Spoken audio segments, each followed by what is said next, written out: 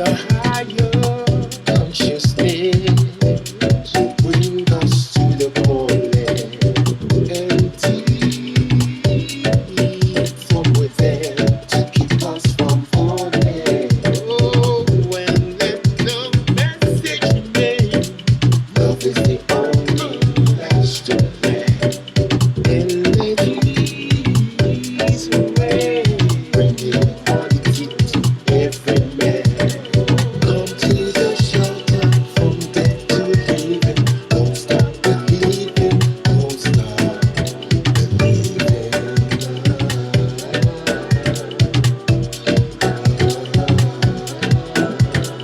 Long before we can rise again, through the storm, even through the rain.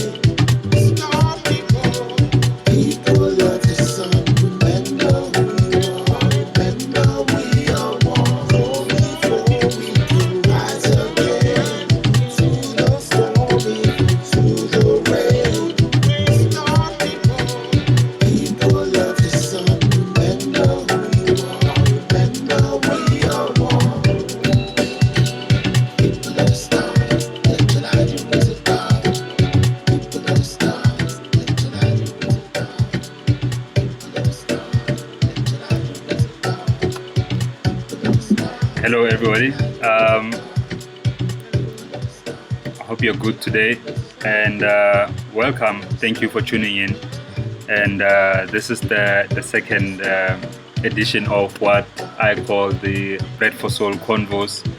And this is just a segment where I and a few of my friends and industry experts try to share knowledge and some experiences regarding our music careers with the hope of helping somebody out there who might be keen in learning and hopefully following the path or taking some of the lessons from these chats.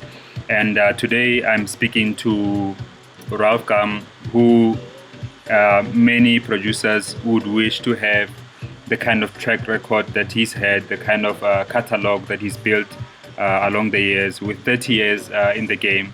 And just in terms of collaborations, Ralf GUM has worked with Hannah Highs, he's worked with Wunmi, the Nigerian singer, Inaya Day, Diamond Dancer, Kenny Bobian, Jaidin Veda, Gafele. He's worked with Portia Monique, Paul Randolph, and this is like house music royalty. I'm talking Tony Momrel.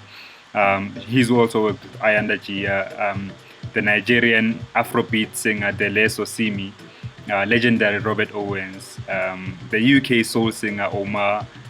Ralf GUM has worked with Mafiki Zolo. He's worked with he's worked with a Grammy-winning Karen Wheeler from Soul to Soul, and obviously Monique Bingham, the late Hugh Masekela. And recently, you've recorded with the Grammy-winning group Soweto Gospel Choir. I know that's still in the works. I hope we can touch a bit of that. But yeah, welcome and thank you for doing this with me, brother.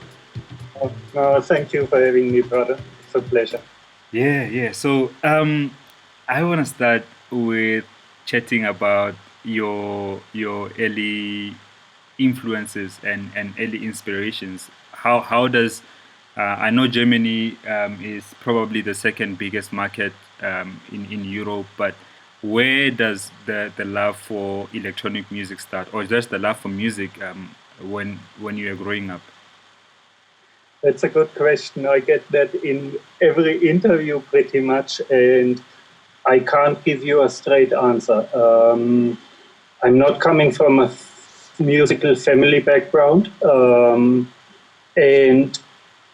in our house we didn't listen to too much music actually. My parents weren't really into it, had only a few records at home. But as a teenager, I don't know where it came from. There was just a interest for music, so I started collecting records, and maybe around 15 or 16, I had enough money to buy 2 turntables and a mixer, and I just was fascinated by music. it was mainly electronic music, which early electronic music like Kraftwerk and early Chicago house and a bit of the techno and breakbeat, which came up in Europe around that time. Um, but in general, I was looking just for music which wasn't really played on German radio, to explore, to find new things. And like I said, where that interest came from, I can't really tell. And yeah, so I started collecting more and more records, started to bedroom DJ a bit in my teens. And once I was 18 and old enough, tried to get some gigs in clubs. And every time I listened to music, I had the feeling I have ideas. I, again, can't tell where they came from, but I just felt like I want to try this. And luckily, a friend of mine had a bit of studio equipment and allowed me to do my first tries on his equipment in his studio. And I was completely sold. I knew this is what I really want to do. So I started saving again and started buying studio equipment and tried it on my own. And where it comes from, I can't tell you, but it never left me. And I spent more and more time on music in general, maybe looking for new music, or just sitting in the studio using. I think, sorry to cut you in there. I think the internet is a bit, it's lagging a bit. Right? Yeah. So I don't know if you have a better reception in another room in your house. No, not really. Not really. Okay, but okay. Let's see how it goes.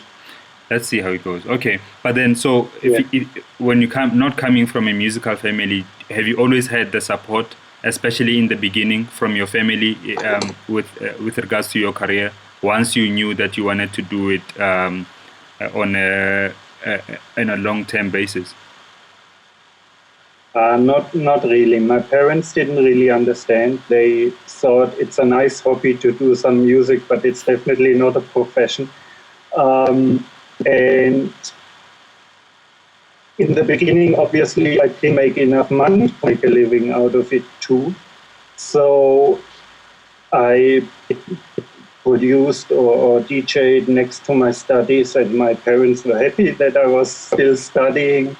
And it was like a slow transition from being a hobby next to, at that time, studies, to a profession, which made it easier. My parents didn't have to accept it overnight that I'm now going to be a full-time, whatever you call it, full-time in the music industry. What were you studying? What were you studying by the time? And did you get to finish it? Yes, I did. I was studying civil engineering and finished that one with a diploma. And then still couldn't really make a living out of it. But I didn't want to go to work as a civil engineer at that time.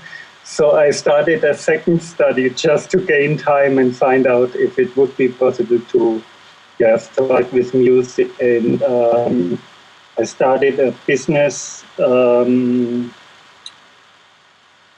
study, which I then didn't finish. I didn't write a diploma anymore because at that time I knew I want to do music anyway.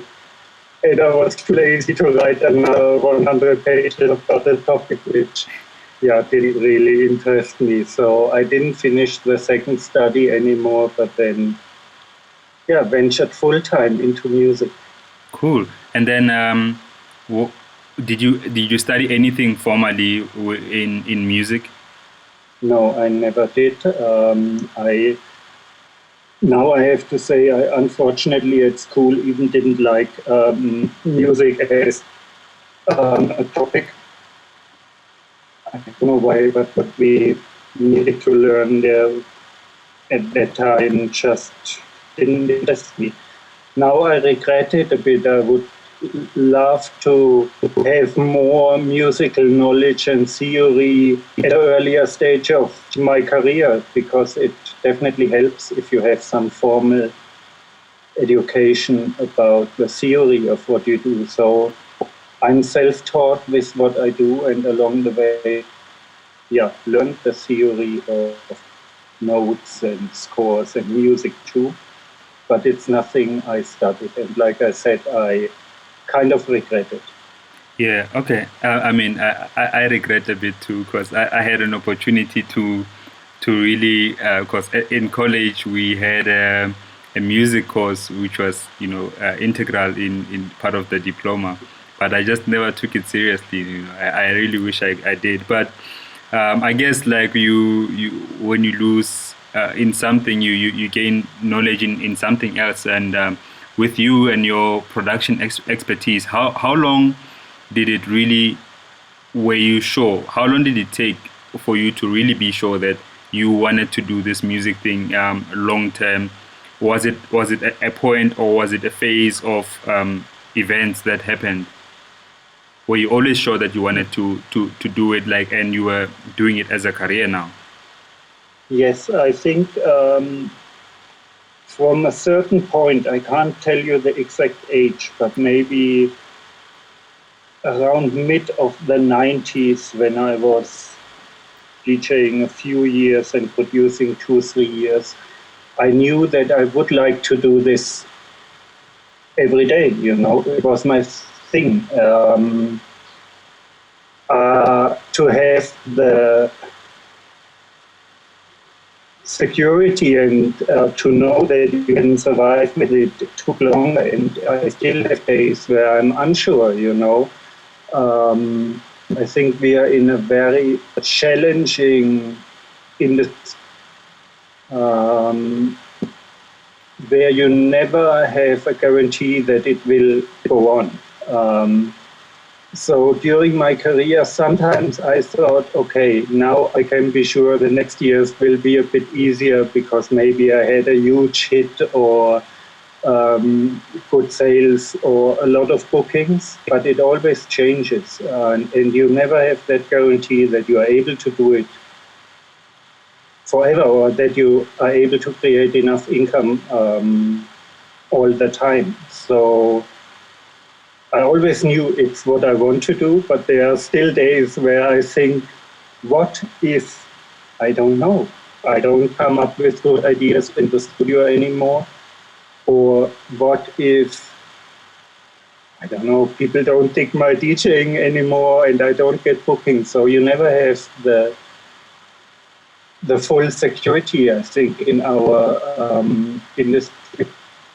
But at the same time, it doesn't really matter to me. Like I said, I still get up every day, and I know I want to do music and I want to create, and I think it's just in me. And as a creative person, you just want to create. And sometimes it's, even if I wouldn't make money with it, I think I wouldn't do anything else. I wouldn't change my music for the sake of creating more income, and I wouldn't like to play a different genre as a DJ just to create more income. So probably if people wouldn't dig my stuff anymore, I just would do the same, but as a hobby again, I guess. Yeah. But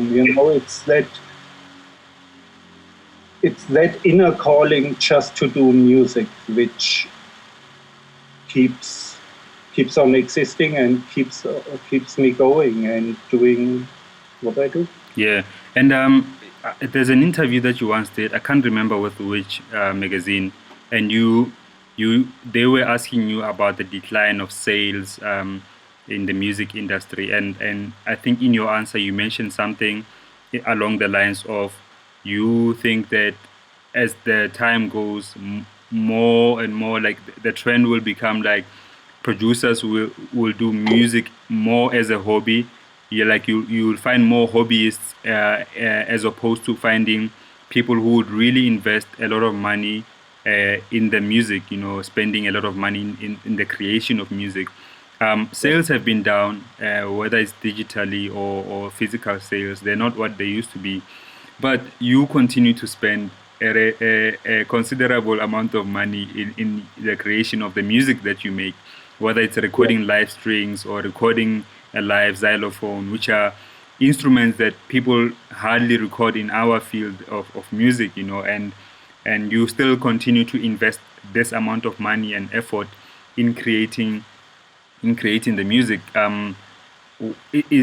What is your thinking about that, knowing that you might not get this money back, whether in sales or otherwise? I feel I'm lucky that I can finance it with income through other income streams, mainly, obviously, DJing in my case.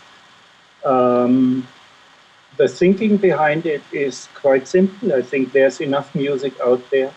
And if you put out additional music, it should stand out. There's no need in, releasing something which is just average and gets lost. So that's one reason why I invest, and it's as well I'm trying to elevate the genre, to be honest. I mean, when I started out, I just saw myself as a little part of a huge scene. And the more I did, I felt I bring in a little contribution into that scene. And without any arrogance or, I'm not full of myself. By now, I feel if I put something out, it must be sounding as good as the best stuff on the market. It should be as musical as the best stuff on the market. And ideally, it brings something new and stronger and additional to the genre. So that's why I try to incorporate things which usually might not be recorded live. You mentioned strings and stuff, because I think real strings still sound better than synth strings. It's quite simple. If someone plays well, it will sound nicer, and the same is for horns, brass sections. You can't really get a proper equal sound out of plugins or your computer. So that's why I still use a lot of live musicians. Lately, I try to record more and more myself, at least those instruments I'm able to record. So I started collecting more and more percussions to still have that good sound, but not necessarily needing a session musician all the time. And it becomes quite handy during lockdown now, because I pretty much have everything here I need, not everything, but a lot of things, and can continue to work as usually. So it's just, for me, it's a matter of getting a good sound, and that's why I still invest a lot of money, not only in the musicians as well. You know it, you've been here. I built a nice room with great acoustics in my house, and so forth, which all adds to being able to produce proper stuff. Cool. Was it at all important for you to, or I mean, of course, it was important for you to make the move to South Africa, but somebody just asked on the page that why was it that important for the move to happen, and if you could touch on that as well from a music point of view, why was it so important for you to make the move to SA? I don't know if it really was important. I did the same stuff when I still was living in Germany, and I as well don't think my sound changed drastically since I moved here. For example, the Never Leaves You album, I finished the production after my relocation to South Africa, but pretty much the album still was done in Germany, including Take Me to My Love, which then became a hit here. But it tells you I did a similar sound already before moving here. And as well, I didn't struggle in my career or anything, so it wasn't important for the career to come here, I think. But it had a lot of opportunities and advantages. When I still was in Germany, I had to steadily fly and travel to gigs overseas because the scene in Germany itself was quite small for Soulful House. So I mainly played international gigs, and the move here enabled me to play local gigs without taking long flights, losing a lot of time, often for better crowds than you find anywhere else in the world. And at the same time, it was artistically interesting to be here because South Africa brought a new sound into, or a new influence into house music, which was refreshing and refreshed the whole scene worldwide. And to be part of it and to feel it and to as well be able to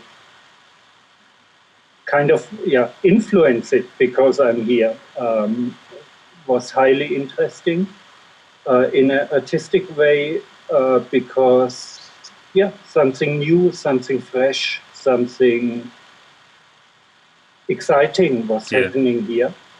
But I wouldn't have moved just only because of the music. I'm honest with you. I made friends here. My wife fell in love with the country too. And in the beginning, we said we give it a test try to come here, but then we never looked back. We just love being here. We love the country. We love the weather. We love the people. Yeah. And obviously, I love the music and the scene too. Sure. So just mentioning about South Africa and the music and the sound in the country, I want to talk about, I mean, I'm not the first South African artist to release on Gogo. I think Black Coffee was one of the early ones, and you had Essential I, you had Transmix Soul, 60 Hertz Project, and Zano too.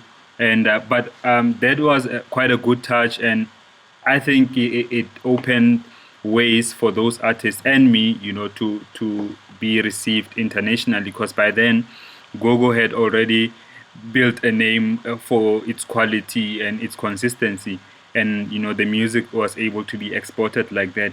But I want to talk about has it become easier for local music to be exported internationally, especially the kind of music that you release on Gogo, the kind of music that's soulful, that's deep? Is there that platform, or has it become better? Has the platform become better for artists, for South African artists, to release this deep and soulful music internationally? I think definitely yes, compared to, let's say, 10 years ago, or the first time I came to the country, 2008, so 12 years ago. By then, internationally, not a lot of people knew about the music being produced in South Africa, and that there's really a scene, and the music didn't really travel overseas, except for a few exceptions, a few songs. But people weren't familiar with artist names of South Africans. People weren't familiar with what's going on in general, and this changed drastically. The world now looks on South Africa as the dance capital, which obviously South Africans knew 10 years ago that they are the dance capital, but the world didn't take notice. So this changed. I think overseas media, overseas DJs and other producers now really look specifically for stuff coming from here, which enables producers to get their stuff easier out there and to other DJs or radio stations, magazines, and so forth. Yeah. There's still a dominance of American DJs in our scene, which simply I think comes from the fact that house music originated in Chicago, and the Americans are still considered the innovators and people who came up with house music, which gives them a little advantage when it comes to international booking and festivals and so forth. But yeah, with social media being the main promotion tool these days, I think the level field equaled, So those people doing good music in SA are now recognized outside of SA too. Obviously, it might not be the same for everyone, and some feel they don't get the recognition they deserve, and they do good sound, but still haven't broken internationally. But it's nothing which happens overnight. It's a long way to an international successful career. And for me, I'm happy to see that a number of South Africans are now considered international superstars. You mentioned Black Coffee. We have Black Motion. We have Shinza, who regularly plays outside of the country, Da Capo, and the list goes on. So it shows you we have a number of internationally traveling DJs, which we didn't have 10 years ago. So I think we are on a good path, and if the scene stays united and keeps on pushing boundaries like they did musically, I think more will follow in those footsteps of the names I already mentioned. Yeah, cool. And then I wanted to ask you about the kind of I've been in a point where we've spoken about this, where I wasn't so sure about my own music and where I want to go musically, and if I was in the right path, especially mostly it was based on financial issues, but is there a point in your career where you really had deep financial issues that got you thinking about maybe thinking twice about this music thing? Yes, but I wanted it so hard. I always found ways to get around it, I had to borrow money in between because I was broke. I didn't have enough gigs. I just needed money, not even for studio equipment or anything, just to survive. So definitely I had those points in the career. And like I said earlier, there's still no guarantee that I create enough income in 3 years' time or even tomorrow. You don't know. Maybe just people don't like the music anymore. You never have a guarantee. But I believe if you are able to do what you really want to do, it's okay to have some sacrifices in between, because the advantages or the positive sides of doing what you want to do will always overweigh those struggles, and you will overcome those struggles if you put in, quite simple, the work. You get nowhere without putting the right efforts in and without working on your own skills steadily.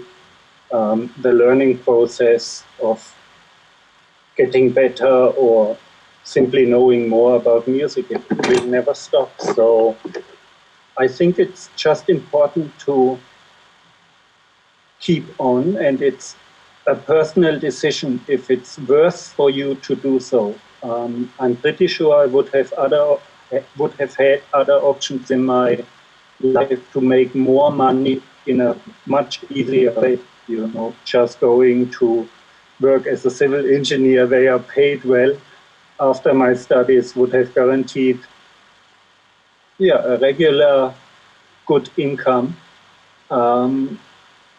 So everybody has to make his own decisions regarding this, but usually it's not easy in our industry to really create or make enough money to feed a family. I like to compare it always a bit with sports, you know. Everybody likes to play soccer or another sport, but there's only a few selected ones who really can make a lot of money out of it, which are, you know, the top league. And it's the same within our scene. So you can't tell another person you just should keep on doing it for another amount of years, because it depends on simply on that person, on the energy that person has. Obviously, as well, talent is necessary. And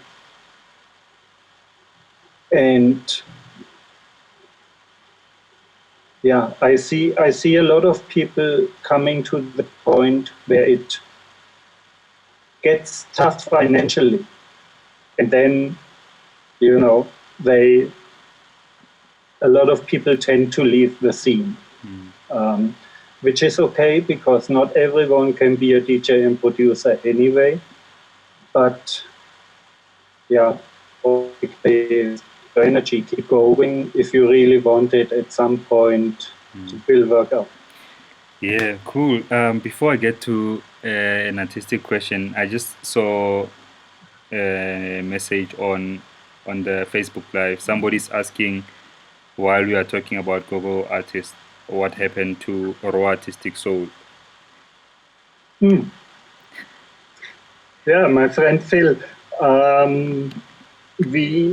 he helped working on my In My City album in 2014, and after that he suddenly said he's tired of house music. I know he's working on new music now. I'm not sure if it will be exactly the same style he did back then, or if he does something else. But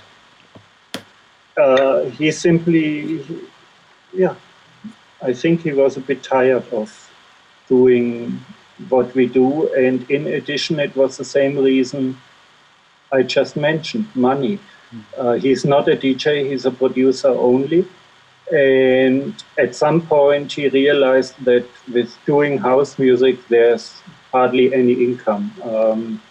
He always did several things, recording other people, producing for other genres. He worked in TV shows as a musician and so forth. So he had other income streams, which just, I think, brought in more money. And that's why, he stopped doing house music, at least until now. Maybe new stuff comes, I don't know. Yeah. We stayed in contact for a while, but then over the years, to be honest, we lost contact, and I can't tell you what he's exactly doing at the moment.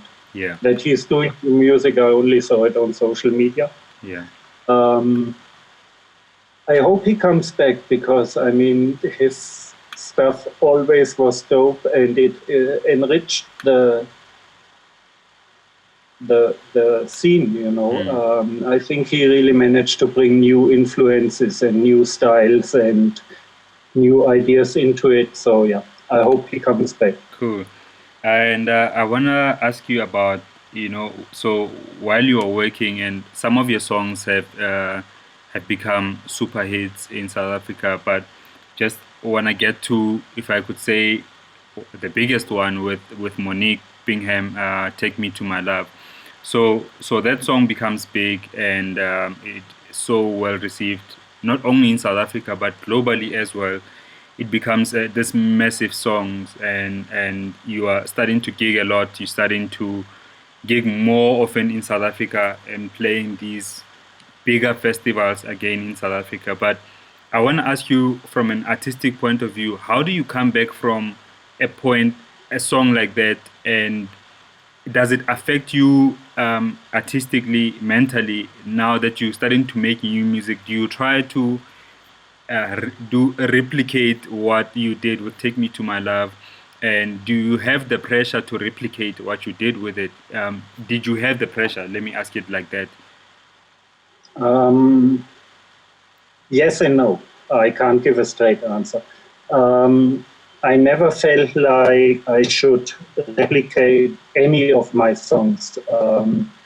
The first song I did with Monique was completely different from Take Me to My Love. It was Kissing Strangers, and equally, maybe not in SA such a big hit, but internationally even bigger than Take Me to My Love, at least in some countries. So I never feel I want to replicate something I already did. I rather try to, with everything I do, I start from scratch. I don't use sounds twice. I don't use kicks twice. It only gives you kind of a sonic direction usually. So obviously I could take the percussion and kick from Take Me to My Love and just change the groove a bit and have something similar, but that's not what I'm interested in. I'm interested in, creating fresh stuff, which always as well depends on the time I'm doing it. So now I probably never would do a Take Me to My Love again simply because I'm interested in another sound, if I say so. But yes, it puts some kind of pressure on you, and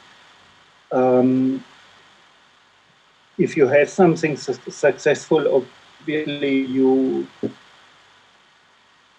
don't want to disappoint the people who dig your stuff. So it's pressure you put on yourself to put something out which is equally strong. How you get there, if you don't copy that thing, you never know.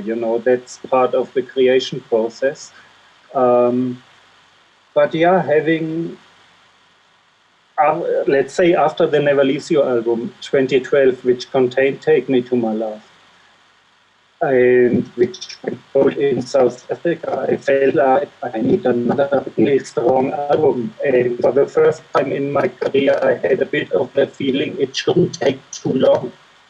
I don't want to have the follow-up out in 2020, but rather early, just to keep on exploring the market and staying relevant. So yes, there's a bit of pressure on it, but I think it's self-imposed mainly.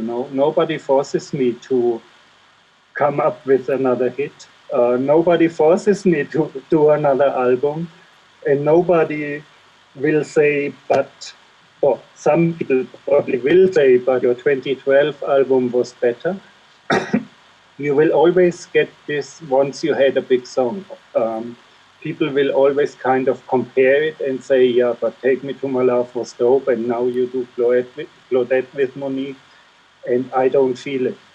But again, that pressure you feel, I think it's mainly self-imposed because Claudette still is dope, even if people think, another one was better. So you can't satisfy everyone out there anyway. Yeah. There will always be people who will tell you that they don't like it or that who will criticize certain songs and so forth. So at the end of the day, our job is a very lonely one. I think you have to make a lot of decisions for your own on your own, and you have to create the music on your own. Unless I saw a question about ghost producers, you're working with a ghost producer, but in general, you're responsible for the outcome, and so this makes you put pressure on you, and it's hard to get rid of it. But they are ways, I think, once you start believing in yourself and once you know that, how should I put it? once you have certain listening skills and you're honest to yourself, you are able to judge your music quite well yourself. You don't really need the feedback from outside. And if it's something you want to do and you feel content and happy about it, it shouldn't count too much what others say, Yeah. you know. Yeah, I'm with you. I'm with you. Just one last question that I want to ask you regarding longevity in as a producer. How would you advise somebody who's either starting out or in the middle of their career with regards to being this long-term producer in the game? What do you have? What advices would you have besides loving the music? Would you say anything else should be the drive to that? I mean, the music should be the drive always, you know.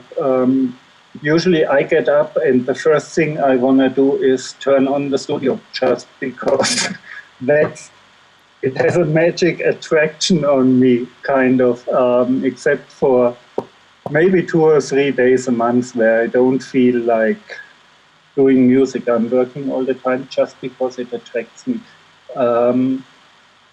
For people at certain points in their career, there's hard to give a specific advice because I think everyone has a different path in our career, and it's impossible to copy the career steps of other people. You know, what might have worked for Black Coffee might not work at all for you, just because you're a different person, you have a different sound, you have a different personality, which is received different by other people. So, what definitely is important is patience. I already said I don't believe things happen overnight in our industry. There are always exceptions. People who have a huge hit and suddenly are the biggest thing in the market. But if they stay for long, only time will tell. So patience is important. I think just being able to motivate yourself on a daily basis to keep on doing, because that's the only thing which can keep you relevant, you know. You keep on doing. It could be live talks on Facebook in lockdown seasons, you know. It's a good thing to stay out there. It can be the opposite. You lock yourself away in studio and you do music and you release it during the lockdown or after the lockdown, doesn't matter. But important is that you just keep on doing and improving, ideally on a daily basis. And if there's a bit of talent, I don't think I'm the most musical talented person. You know, there are greater musicians out there than I am, but putting in the work plus a bit of talent and a bit of taste will get you there eventually.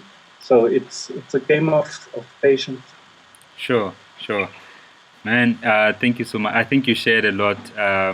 And for me, what I'm taking from this talk is just to be real with yourself, you know, like, and understanding. People should really understand that what worked for someone but not worked for them, and they need to find what it is that really does work for them and their careers, you know, because Yes. everybody's career is different, like you said, and I'm really glad that you pointed that out. And also, I also feel that people should not judge other people's success, you know, like, and judge their own success or lack of at a certain time against somebody's success reached at a certain time, you know. And Yes, you can't, you know. If now we mentioned Black Coffee a few times because obviously it's the biggest name in our genre to date. people have to realize he started working on that career maybe 15 years ago.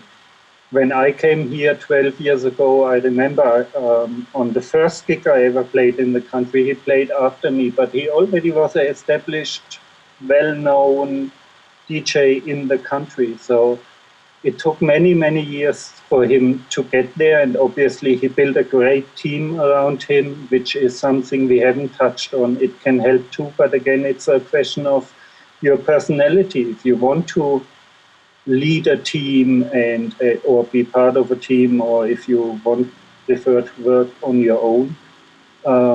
And even if someone started around the same time like Coffee, it's impossible to copy those steps he took because everybody has to find his own path to, get his name known in the scene. And I saw another question I want to touch on your page. Someone asks about ghost producers. Yes. So let me read the question quickly again.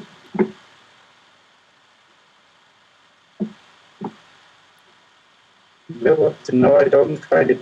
Do you have it in front of you, brother? Let me try to find it. He says that I assume that Ralf is well traveled and musically informed, so I was doing my regular readings and I came across this on Mixmag, and the part that I liked more is ghost production. Now I would like to know if we do really have ghost producers in our South African music scene. If that's a yes, are the purchasers of this production honest about it? And yeah, he's just asking about ghost producers. Is it a real thing, and do we have it in South Africa? Do you know? I think it's a real thing everywhere, not only in SA. I know a number of people who do productions for other people. And I think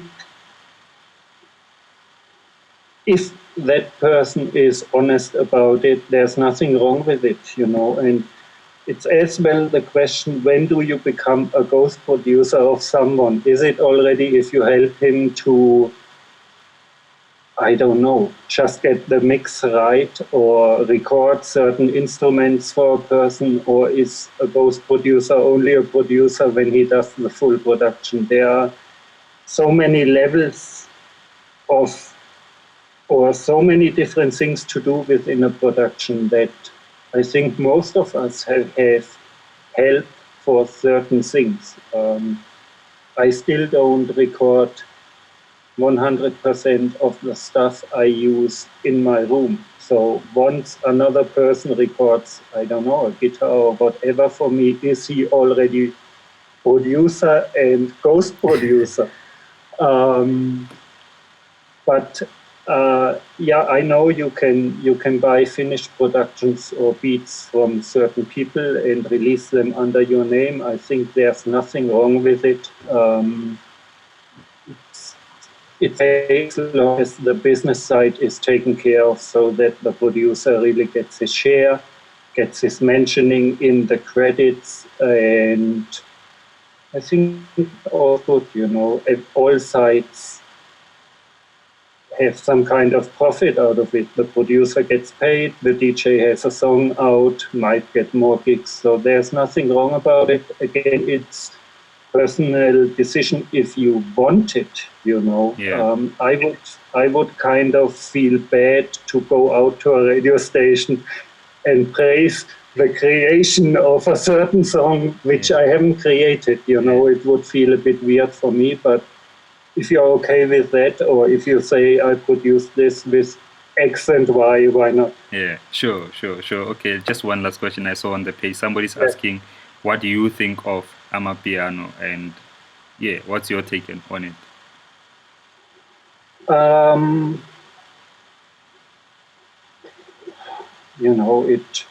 The honest truth would be Amapiano just didn't affect me. It passed me. I heard it in some clubs from the DJs before or after me.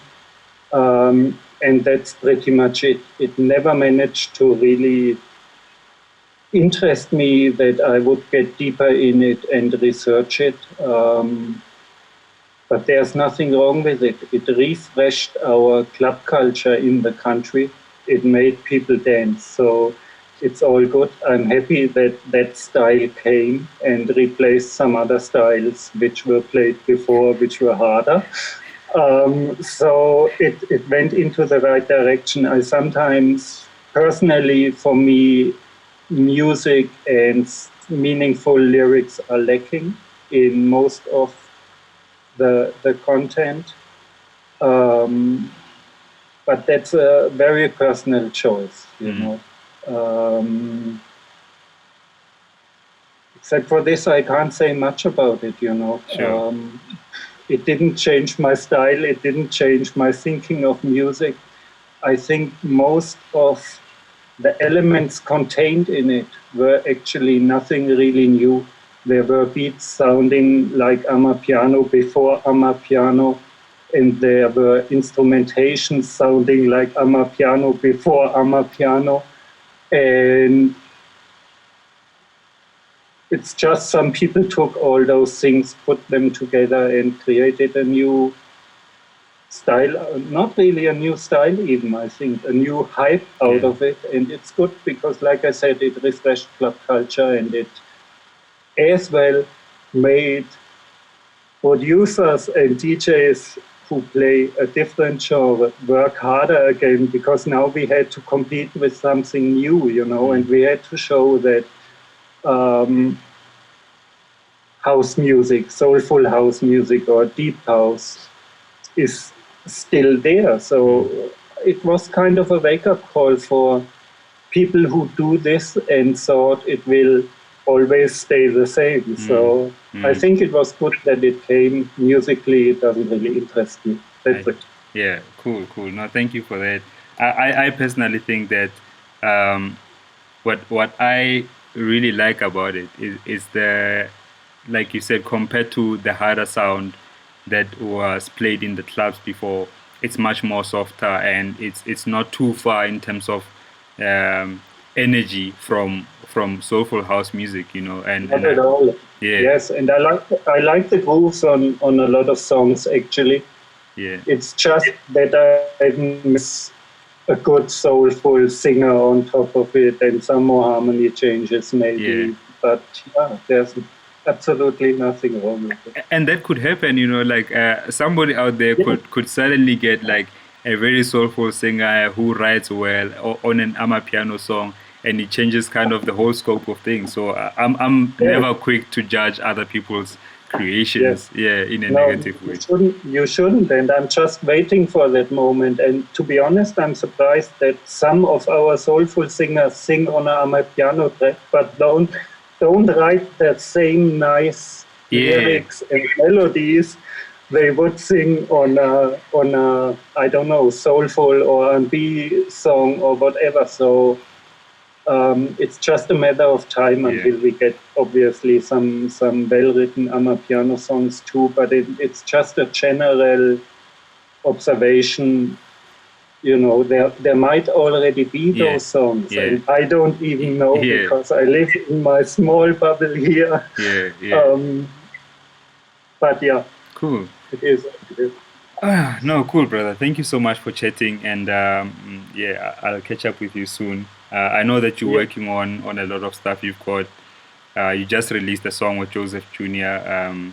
And you're working on a dub EP that you're about to release. I don't know when. Do you know when you're releasing that? No, I don't know either. I used the lockdown time for even more studio work.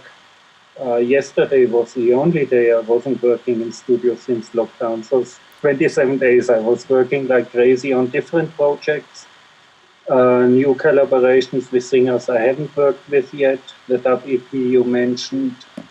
But I don't have any release dates. I just have the new song out now and want to promote this and as well give it some time to, you know, have some life out there before putting out a new song.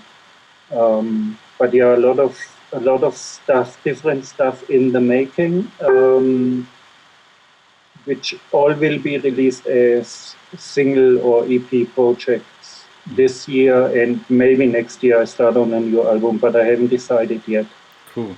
I mean, you know very well how tough it is to work for years on one project without releasing anything, and you don't have any gratification during that time, you know. So I feel I want to have instant gratification by putting out singles more and more, at least for this year. Yeah. Okay. Cool. No worries, brother. Thank you so much, and be safe. Stay working. Stay creative. And yeah, Yes. thanks for doing this. And stay home, even if we go to level 4. Yeah. Stay home, guys. Stay home. Okay. No. Cheers. Peace.